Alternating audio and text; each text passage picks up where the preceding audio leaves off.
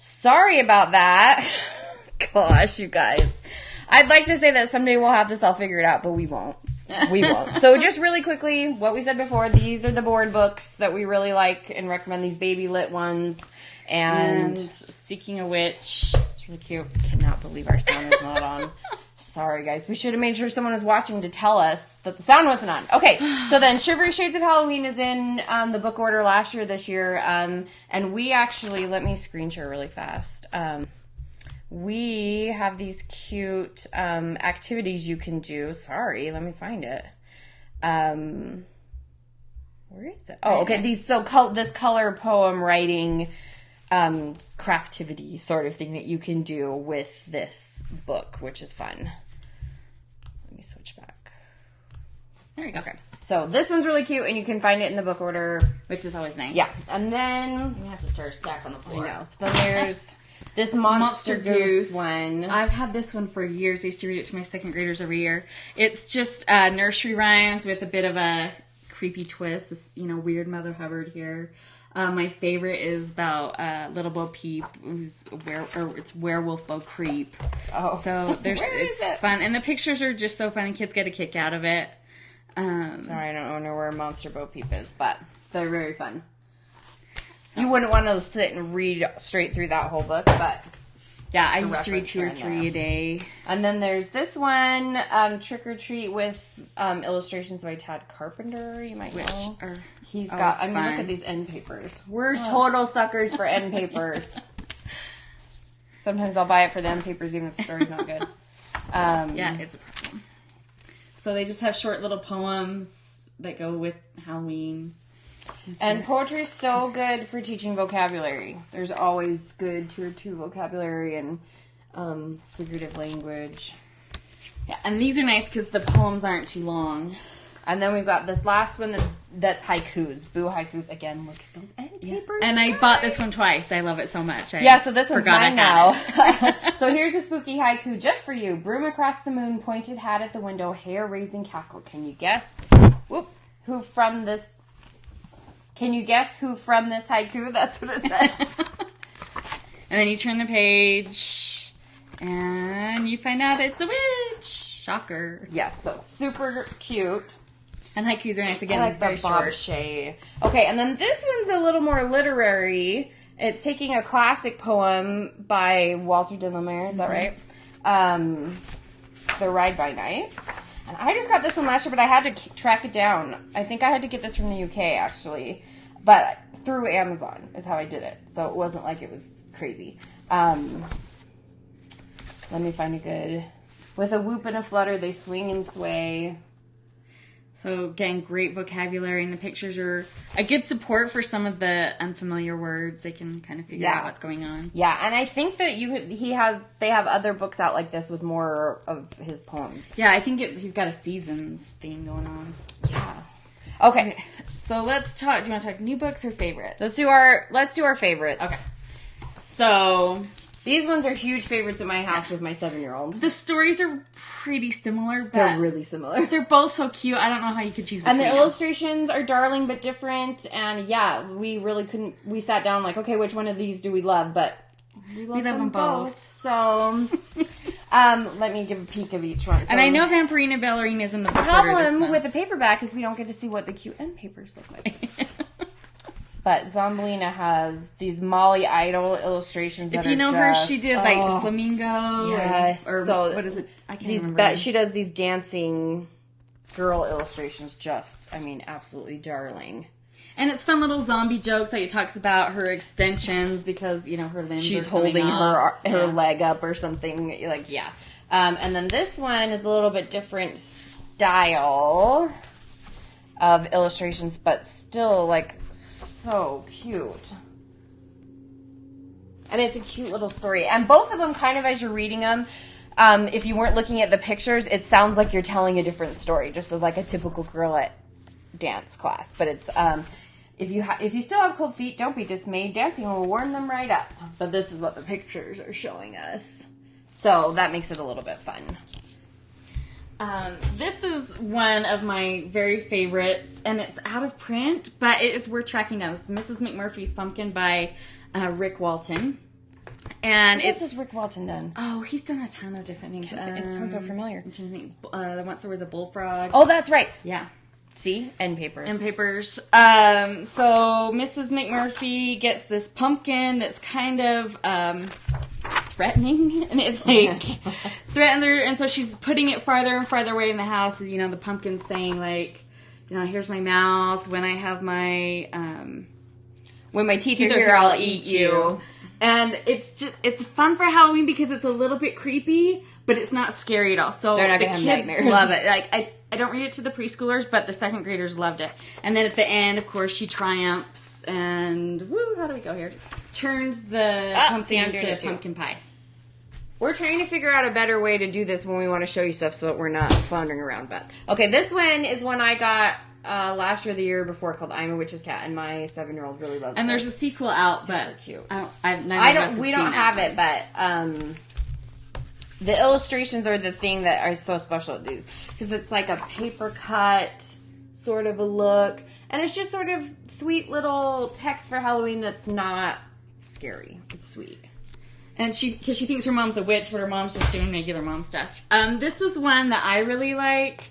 The kids don't always love it, but I make them listen to it because I love the language so much. I know there's a few other, like, And Then Comes Christmas, and I think there's a couple others that are out, but it just talks about all the things that you see happening this time of year, and it's just got beautiful language. And this is another one that I love. This is The Fierce Yellow Pumpkin by Margaret Wise Brown. And it's a little text heavy, more than I would usually recommend in a book, because I don't like to be reading, like, you can see there. Like, it's got tons of text on every page. But it's really beautiful, and it's about how these kids find a pumpkin and turn it into their jack-o'-lantern. And we have Dragon Journal vocabulary for this book and some of the other ones that have this really great tier 2 vocabulary words in them. And this is another one from that. And this one just isn't as well known, but we think it's really beautiful. It's not very much text on each page, and it's a really nice rhythm on each page where, in a haunted house surrounded by mist, who can spin shimmering webs with a swirling twist? And so then I can, said the spider. So it's that same format all throughout, but really good vocabulary and just really pretty. Fun, detailed pictures without being cluttered. Yeah, like I feel like these pictures are just so full of light and really beautiful to look at. And my kids really like it. So this one's another one we have vocabulary for. And I think this one too. Yeah, we've got the other one's in Eve Bunting, but I can't remember which one it is now. We don't have it in this stack. In the haunted house, maybe? Something like that. No. Scary Halloween? Halloween night? I think it's Halloween night. Oh, no, Scary Halloween. Yeah. I think it's Scary Halloween. Mm-hmm. This is a fun one by Tommy DePella. If you aren't it's not by Tommy DePella. He illustrated it. About the vanishing pumpkin. And it's kind of random. Like this 900-year-old man and 800-year-old woman, and their pumpkin goes missing, and so they track down all these different weird creatures like a rapscallion trying to find this pumpkin. At the end they finally find it and eat the pumpkin pie. It's just fun and a little bit quirky and different than the usual witches. Yeah. This is one that I think was new to me last year, called Little Boo. So this little seed wants to be scary for Halloween. And Little Boo by Stephen Wonderby. He wants to be scary, but he's not scary at all. He can't scare anybody. And then, of course, he grows. You can see the life cycle. So you kind of see the life cycle of the pumpkin as he grows. So there's, the flower. And then as it goes on, he becomes a pumpkin and gets... Again, it's a little bit on the text-heavy side, but he gets carved into a jack-o'-lantern, and then he scares everyone. It's a sweet little Halloween story. And I love the pictures. That's really cute. Well, you need it. I know. Okay, this is the long and enduring favorite, Popcorn, that has been our favorite Halloween book since we were little girls, and... We often hear from other people that are super excited because they grew up reading these Frank Ash books too, but Popcorn's the best one. Popcorn is the best one. And it's just been re-released in the past couple years. Yes, it used to be really hard to find, and we had like the old beat-up copy from our childhood, but now they've got this that you can just get right on Amazon, hardback, and it's it's definitely an old style look of book. But, I mean, it's about this kid whose parents go to a Halloween party, and he decides to call his friends to come over, and everyone shows up, but they all bring popcorn. So then they decide, well, let's make the popcorn. And this is a little bit of a context issue for the little kids who only know microwave popcorn. Yeah, but they usually they can get it pretty quickly because they've often seen it pop. And then, before they know it, because they had so much popcorn to begin with, it starts filling up the whole house. And before you know it, whole house is full. It's coming out the chimney even. And the kids just think this is just the most hilarious thing ever. And then the voices, they love all the little voices coming out of the popcorn. Mm-hmm. And so, of course, then they have to eat it. So because what else are they going to do? And then they're all just sick from eating so much popcorn. And then the twist at the end is Mom and Dad come home. He's finished cleaning everything up. And they say, oh, we're so excited to see you. We brought you a surprise. And he says, what is it?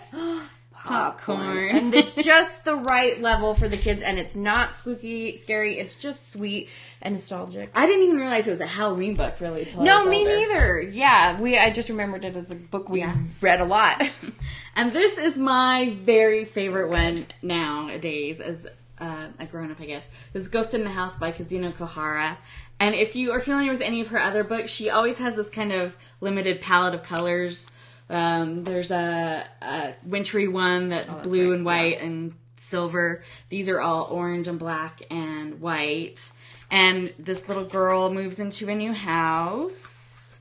But it's haunted, but that's okay because she's a witch and she knows what to do. So she goes around gathering up all the ghosts and then puts them in the wash, as you do, and hangs them out to dry. And then she turns them into, puts them to use around the house. Yeah. And then at the end, we see what she does with the last two. She puts them on her bed. And it's just sweet. The kids really love it. The illustrations are so charming. I love the colors.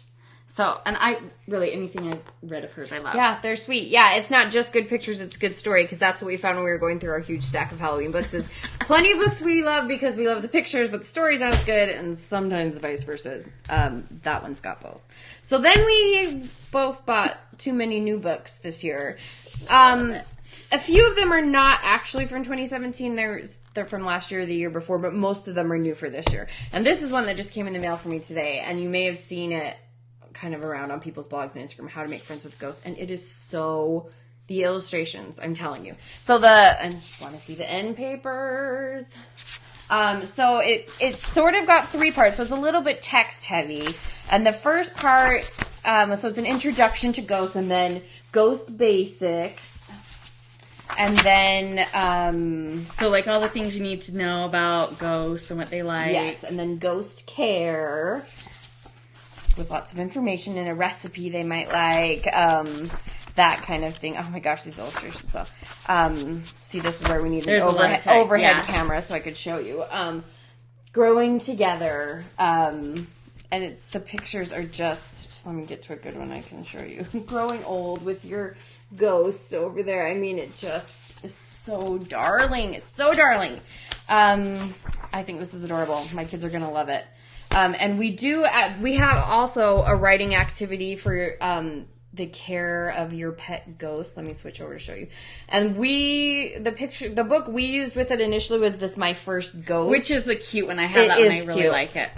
This one a little less text, cuter. But the How to Make Friends with a Ghost is cuter. Right. So the kids can fill out this sort of craftivity about the care and feeding of their pet ghosts, and they really like this activity. It's super fun. Okay, so this is a new one by Bob Shea, so it has those kind of fun pictures about this little ghost who's too scared to go out on Halloween. So you're the ghost is kind of talking to you about like why it can't go out and what you see. So it shows kind of what everyone else is up to. Oh, there's flowers, and oh, what scary thing is going to come out of that hole? And we find out, oh, it's a cute bunny. And so all these things to try and convince the ghost to come out. Again, and it turns out, of course, to not be scary at all. The scariest book ever. It's just sweet and cute. Adorable. And it's kind of that fun format where you're kind of talking to the character. Or he's talking to you, I guess. Yeah. And the reader feels like they're in on it. And this is another new one this year, Bonaparte Falls Apart. Which just sold us on the cover. Yes, and the illustrations are so cute. So we've got little Bonaparte, right? He's struggling with all his bits and pieces here. And they're trying to keep him together. They try glue and everything. And a dog runs off with one of his bones, of course. And so I'm trying to remember the end. So he's getting ready, going to school. And he learns all the good things about being the way he is, even though. So it's actually kind of a back to school book, but with a Halloween twist. So if you wanted to use this in September, you could. Cute little Halloween. Yeah. Oh my gosh, so cute. There. This is another new one, and I got it because I realized I didn't have any good Halloween counting books. It's hard to find. When you teach preschool, you need a lot of counting books. Besides just 5 Little Pumpkins. So this is called Zoom Our Broom, and it's all these different witches, and as they all kind of join onto the broom. Actually, I think they're counting down. They start with 10. And then they slowly lose it. And the pictures are really fun. Just see all the character in those witches. Yeah, really. So it's really cute. Oh, that's a good one. No. This is one, I just got some. Read this to the preschoolers Monday, I think it was. It's really cute. This is Mouse's first night at Moonlight School, and it doesn't really have anything to do with Halloween except the illustrations. So Mouse is very shy, and she goes to Moonlight School, and you can see, like, the teacher's a little witch, and the text doesn't say any of that. If you didn't know that the teacher was a witch, you wouldn't know that from the story itself. So it's not particularly about Halloween, but it's just cute little. Sometimes it's nice to have a break from just the typical, like, ghost and witch stories. And so the mouse is a good hider, and so they play hide and seek, and everyone has a good time at Moonlight School. And then the sun comes up and they go home. That sounds right. I haven't read this one yet either. All Mine just barely came today, but this one we had our eye on because it's another sweet Halloween book, and we really like Cynthia Rylett.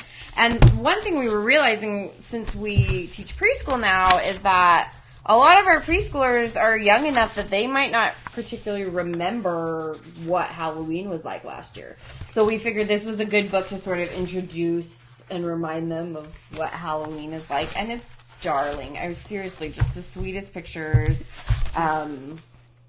Just adorable. Yeah. So darling. I love that. So yes, Herbert's First Halloween, adorable. And then our last one is Clanton. Boo-Hoo by Ben Clanton. So Boo's his little ghost here. But he has a problem because nobody can see him. Ghost problems, right? Trying to play catch. So it's just not working. He wants to play with the kids. And can't play tag because they can't see him. So he's so sad, boo-hoo. And then he learns that they can play hide and seek together, and they find him. So they learn that there's a game they can all play together. Yeah, and it's just really simple text and cute pictures. Yeah, I mean his pictures are always so adorable. Yeah. So that was a few of our favorite Halloween books. We have a blog post about it, which I put the link in, and I'll go back and add links to these books that we talked about, so that if you want to go check them out on Amazon, you can. They'll be affiliate links. If you don't know what that means, it just means that we get a tiny little bit of what you pay to Amazon. It's a really tiny amount. But yeah, thanks. We're probably going to be back doing this for the other holidays because we have a lot of books about everything. But we're going to try and work out the kinks with the technology by then. So hopefully we won't start muted. Yes. And let us know what your favorite Halloween books are. Yes, if we're always missing, looking for new ones. Well, we shouldn't be looking for new ones, but we are. So if you have an idea of one that we didn't mention here, put it in the comments so we can check it out. So, happy Halloween. Thanks so much. Have a good night.